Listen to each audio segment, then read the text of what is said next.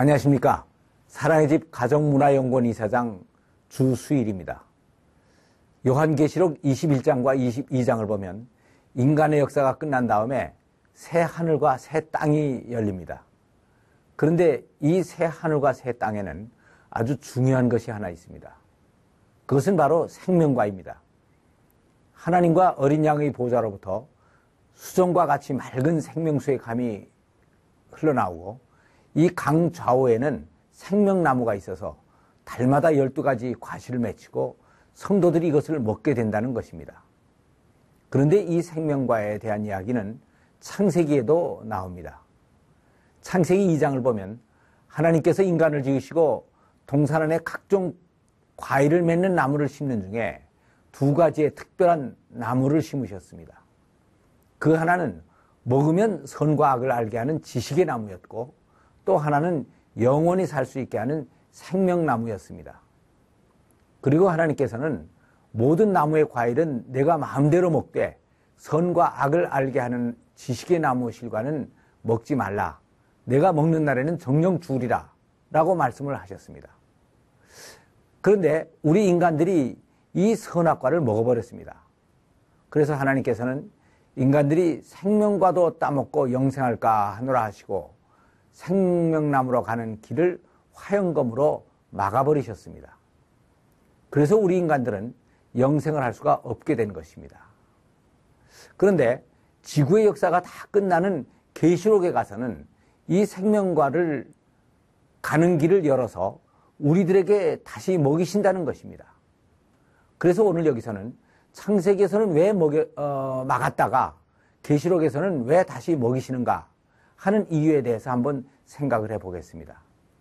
그런데 이것을 알려면 먼저 하나님께서 선악과를 만들어 놓으신 이유와 선악과로 가는 길을 막아버리신 이유를 먼저 알아야 됩니다. 하나님께서 선악과를 만들어 놓으신 이유는 단순히 인간들이 하나님께 순종하는가 또는 하지 않는가 하는 것을 확인하기 위해서 만들어 놓은 테스트물이 아니었습니다. 동산에 이것을 만들어 놓으신 것을 보니까 언젠가는 먹이시려고 만들어 놓으신 것이었습니다. 그런데 당장은 아니었습니다.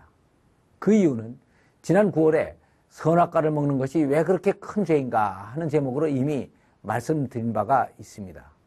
그러나 이것은 워낙 중요한 것이 돼서 여기서 한 번 더 언급을 하고 넘어가려고 합니다. 원래 선악과는 무엇이 선이고 무엇이 악이냐 하는 것을 판단할 수 있는 지식을 가지게 하는 지식의 나무의 열매였습니다. 그러니까 선악과를 먹는다는 것은 선과 악을 분별하는 기준을 인간 스스로가 가지겠다고 하는 것이었습니다. 그런데 인간이 좋고 나쁜 것을 스스로가 판단하게 되면 하나님과 모든 면에서 수준 차이가 나는 인간들은 문제가 생길 수밖에 없습니다. 결국 인간의 판단이 하나님과는 다를 수밖에 없을 것이고 이런 경우에는 인간이 하나님까지도 자기의 기준으로 판단을 할 수밖에 없게 될 것이기 때문입니다.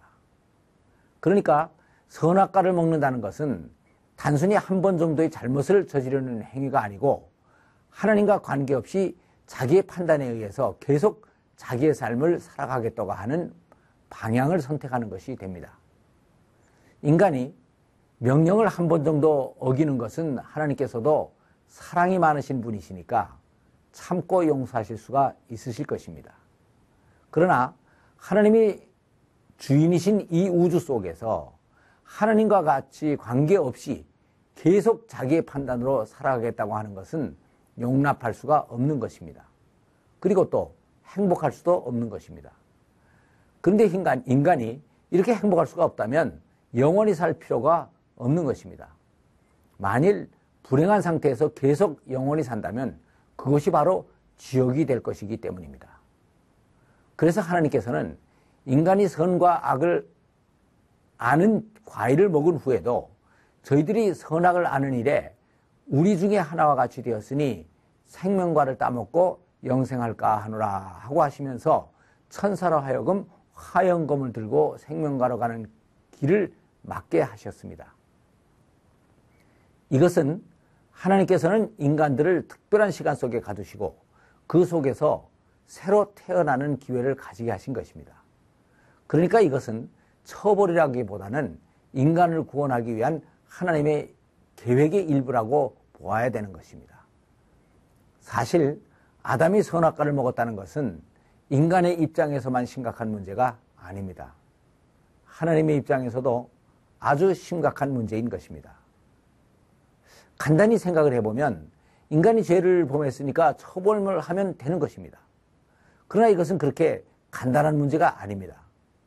그 이유는 인간이신 분이 바로 하나님의 아들이기 때문입니다. 자식을 처벌하면 자식만 아픈 것이 아니고 부모가 더 아픈 것입니다. 그래서 부모 자식지간에서 자식의 불행은 단순히 자식의 불행으로만 끝나지를 않고 부모의 불행으로 바로 연결이 되어지는 것입니다. 하나님도 인간을 지어놓으시고 바로 이러한 딜레마에 빠지신 것 같습니다. 그래서 하나님께서는 인간이 선과 악을 알고 난 후에도 하나님과 같이 영원히 살 수 있는 대책을 세우셨습니다. 그것은 어차피 인간이 선악을 스스로 판단하는 지식을 갖게 됐으니까 판단은 스스로가 하더라도 그 판단하는 수준을 하나님과 통할 수 있는 수준으로 끌어올리는 것이고, 그래도 약간의 차이가 날 때에는 스스로가 자기의 판단을 포기하고 하나님의 뜻을 기쁨으로 따르는 순종을 하는 것이었습니다. 그래서 하나님께서는 여기에 대한 특별 조치를 취하신 것입니다. 그것은 아담에게 수고하고 땀을 흘려야 밭의 소산을 먹을 수 있게 하셨고, 하와에게는 해산의 고통을 더하게 하신 것입니다. 그래서 남자들은 결혼을 하여 자녀를 낳고 수고하고 땀을 흘리면서 가족을 보양하는 과정을 통해서 인간을 지으시고 입히시고 먹이시고 보호하시는 하나님 아버지의 마음을 알게 하시고, 여인들에게는 해산의 고통을 더하게 하심으로 하나님께서 인간을 만들고 구원하신 것이 얼마나 힘든가 하는 것을 이해하게 하신 것입니다. 이렇게 되면 우선 인간의 판단이 하나님의 판단과 가까워질 것이고, 좀 더 차이가 나더라도 순종하는 것을 통해서 하나님과 동행할 수가 있게 될 것입니다. 그런데 이 훈련에는 특별한 시간과 과정이 필요했습니다. 그래서 하나님께서는 인간을 특별한 시간 속에 가두어 놓으시고 구원 작업을 하신 것입니다. 상황을 변화시키는 데 절대로 필요한 것은 바로 시간입니다. 알에서 병아리가 나오기 위해서는 20일이 걸려야 되고, 아이가 태어나려면 10개월의 시간이 필요한 것입니다.